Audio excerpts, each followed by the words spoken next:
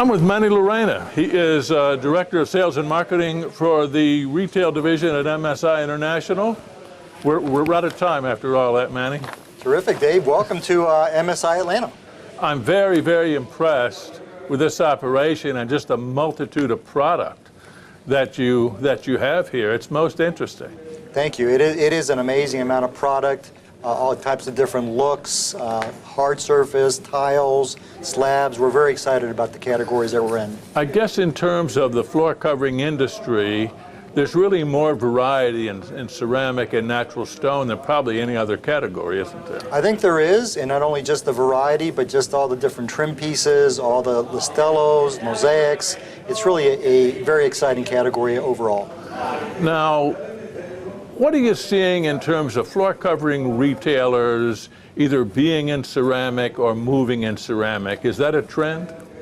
So when I travel around the country, I really see three different, I guess, investment levels by retailers. Is that going to be okay? That's okay. Okay. In traveling around the country, I really see three different investments in retailers in this category. I'd say about 45% of the retailers are very invested. They're making investments in merchandising, personnel, installers, and they're really reaping the benefits that the profits and sales of ceramic and stone can bring them. Another 45% of the dealers are, they put in a display, they're making an effort, but they're really not very well invested. I think they're struggling with the category and in many ways really frustrated by it. And probably the last 10% just have no interest at all in the category. They're sticking more to either carpet or carpet and hardwood. So it's a mixed bag of what I find out in the marketplace. I see. For a retailer to be serious about it, what would you say is required? What's your advice to them if they're thinking about it? I guess it's quite an investment, really, shouldn't it be? Well, I think it should be. Number one, I would tell them to be sure that they are going to get invested in the category. And I think the resource they have to consider is personnel that have experience in selling ceramic and stone, the capacity to go out and seek and find installers that are good quality installers for the marketplace, and be able to invest in merchandising for their showrooms. I would say if any one of those three are not something that you want to do, I probably would not get into the category until you feel you're ready to make the investment as a whole. What are you seeing? Are retailers apprehensive about getting into it in general? You had mentioned the various percentage, but it is a commitment.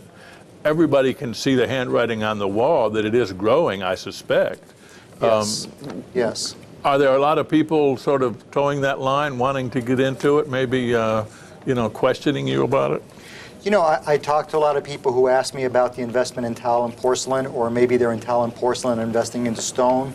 But I'm really finding that, they're either fully invested in wanting to get in, or really not fully invested in not making those type of resource investments. So I don't find that the industry is altering much in that position. So I would say for a retailer who has thought about it for a long time, if you're really serious about getting a share of this growing market and getting a share of these high profit items, let's sit down, let's talk about making that investment and move forward. Otherwise, it's just going to be, in my opinion, a lot of waste of time.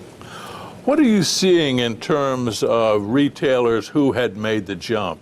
Is it something that they're happy with that decision? Does it yield better margins than, say, some of the other products that they're handling? Well, in one of the flooring magazines each year, they publish the numbers on sales and gross profitability. And tile and stone has always been the highest grossing margin categories when you look at it as a total installed product. So from a profit and margin category, it's certainly a great product to have. From a growth, there's no question that tile and stone is continuing to grab market share, particularly from carpet.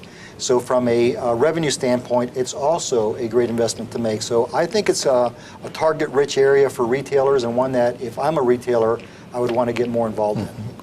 Now, if a consumer is looking to remodel their kitchen and put down ceramic, or their bathroom, or some other room, where do you think they're going to turn? I mean, a floor covering retailer would seem like a logical move, but is it? Well, Dave, I think that's really a great question today. I think it's no secret that the home centers and large stocking companies like Floor & Decor are certainly grabbing market share in this category. From my vantage point, what I see is if a consumer is interested in a do-it-yourself product, if they're interested in, I guess, getting away with the least amount of investments, or certainly contractors, that is the area where people are going to. But there is a large amount of consumers that want a full-service experience. They want that decorating help, that design help. They want someone that will do the entire project from start to finish, or they want that local flair of styling. That's the opportunity that's really open for our flooring retailers in the marketplace, and I think that is a huge opportunity for them to grab a share of. Now, MSI gets a call from a floor covering retailer and says, well, I've been thinking about this for a year and a half and I decided to make the jump. Talk about the steps you go through with a typical retailer to get them involved and educated in the business. Great question. Great question. So a couple of things. I think the first thing is that we want to sit down with them and we really want to understand the level of investment that they want to make. I think it's important to note that our philosophy of going after the market is not to try to be in every retailer up and down the street. We really want to invest in a partnership relationship, which means limited number of retailers that are serious about the business and that are really serious about getting stronger with a limited number of suppliers. So the first thing is just having that conversation. Then we will sit down with them and understand a little bit more about their business needs, how they traditionally sample, what is their clientele, what is the knowledge level of the people that is working in their stores, and we'll really sit down and draft a plan with them to help them really become strong in all those areas and to customize a program that's right for that retailer. We don't really believe in sort of these cookie cutter approaches to things. We really think that each business has sort of an individualized approach, and that's the way that we want to work with them.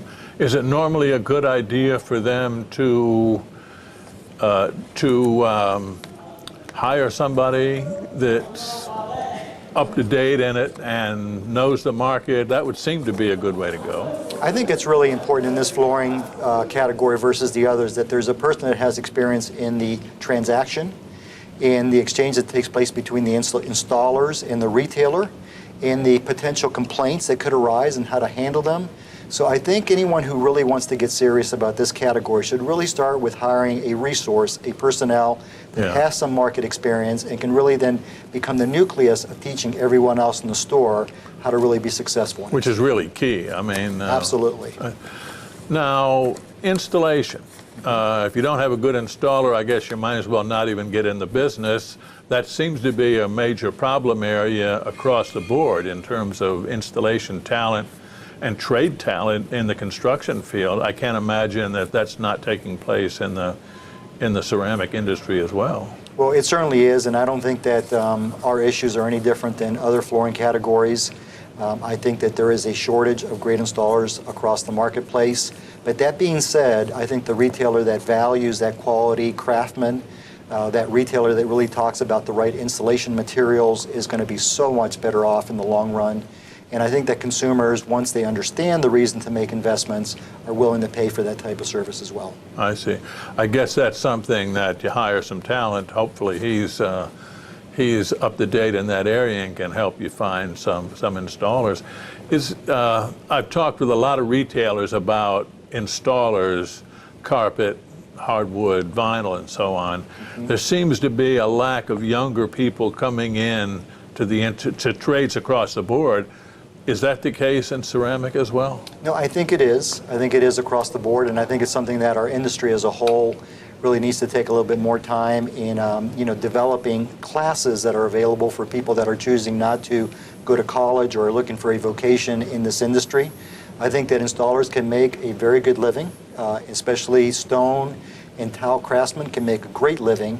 So I think there will be a need for that, and I think that you're going to see more of that coming on board in that vocational type training and passing on to become great installers in our industry. It would almost seem that for a creative type, it would be an area maybe more so than other opportunities in the floor covering business anyway. I would agree with you. There's certainly a lot of craftsmanship, especially with tile and stone, mosaic, inserts, a lot of craftsmanship that can be developed into this category. I gotcha.